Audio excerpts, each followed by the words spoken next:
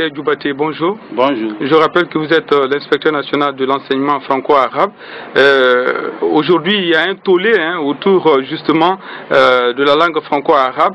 D'aucuns même avaient déjà déclaré sur certains médias que cette filière allait être purement et simplement supprimée, même si par après il y a eu des discussions entre le ministère de l'enseignement supérieur, de la recherche scientifique et des acteurs de la Ligue islamique et le collège des imams de Guinée. Est-ce que vous ne pensez pas que la critique est formulée et justifiée quand on dit que la langue franco-arabe n'apporte pas assez de choses à la République, sinon que de former des imams? Bon, moi, à mon avis, je ne peux pas confirmer ça à partir du moment où la langue arabe est une langue internationale. Donc, chaque langue internationale, ou bien chaque langue a une opportunité.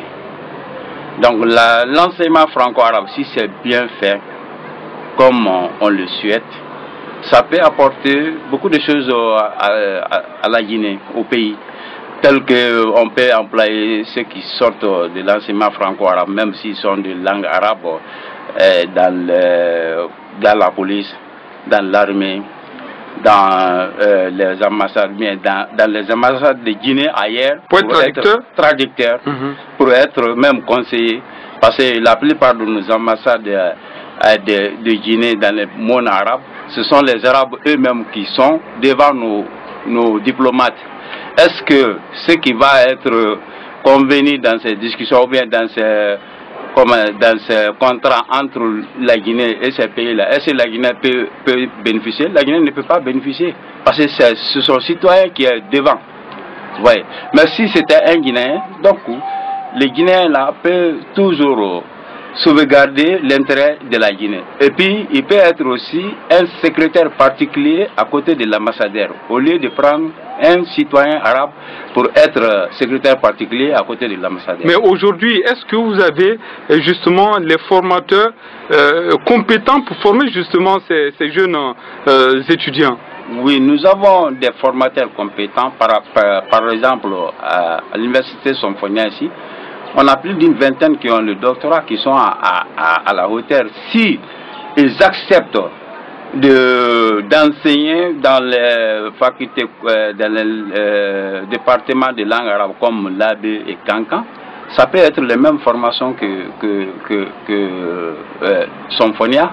Parce que nous avons ceci, ces docteurs-là ont eu leur doctorat dans le monde arabe, ils ont été bien formés. Mais tout dépend du système ou bien du programme à les appliquer. Mais aujourd'hui, après les critiques formulées ça et là, est-ce que vous allez justement essayer de revoir un peu l'enseignement franco-arabe pour qu'il y ait d'autres filières ou d'autres options pour qu'on se retrouve par exemple avec quelqu'un qui finit comme ingénieur, comme économiste? Est-ce que cela est faisable avec l'enseignement franco-arabe? On était sur ça, on était sur une réforme de l'enseignement franco-arabe. Mais ce sont des gens qui ne gardent pas, ou bien qui se sont précipités pour aller dire aux gens, ils sont en train... Hein? Ils sont par exemple, moi, mon ministère de l'enseignement préuniversitaire, nous, on avait proposé, c'est une proposition, on avait dit, si l'histoire et la géographie peuvent être enseignés en français pour qu'il y ait un équilibre entre le français et l'arabe pour les élèves. Donc on avait proposé ça, et on avait tenu une réunion sur ça, mais tout le monde était unanime là-dessus de laisser la géographie et l'histoire en langue arabe pour ne pas détruire la langue arabe. À mon grand étonnement, le lendemain, le surlendemain, avant que le ministre n'ait vu les rapports, on a vu les gens s'étaient révoltés. Nous-mêmes, on s'est demandé comment ils se sont révoltés. Alors, dernière question, El Hadji Nouké, est-ce que vous avez le sentiment qu'il y a des gens peut-être qui cherchaient à vous mettre en mal avec le ministre de l'Enseignement supérieur? Bon, Nous, effectivement, il y a des gens qui avaient ça, et jusqu'à présent qui ont ces intentions, parce que on dit à Malinké bon, que tout le monde fait,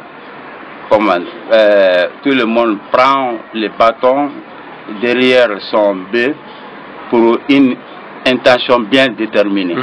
C'est-à-dire une danse dans une autre danse. Bon. Si c'est ça, ça peut pas aller. Parce que tout le monde, que ce soit le ministre de l'enseignement supérieur ou bien l'enseignement préuniversitaire, que ce soit le collège des imams, que ce soit les parents d'élèves, chacun veut que nos enfants soient bien formés et qu'ils aient un boulot aussi. Effectivement, et un boulot à la fin, pour ne pas être sommaire. Nous avons tous les mêmes... Et c'est ça que les gens se disent aujourd'hui, que les langues franco-arabes, c'est pour former juste des chômeurs. Hein. Donc non, il y en a qui n'ont pas bien compris, mais Inch'Allah, nous allons aller faire comprendre aux gens que c'est pas pour former des chômeurs, mais il y a des bonnes manières. C'est ce que nous sommes en train de chercher sur le plateau. Tout le monde sera satisfait et que c'est ce qu'on souhaite pour le bonheur de la Guinée. Elaye Nunke, merci d'avoir répondu à nos questions. Merci à vous. C'est à moi de vous remercier.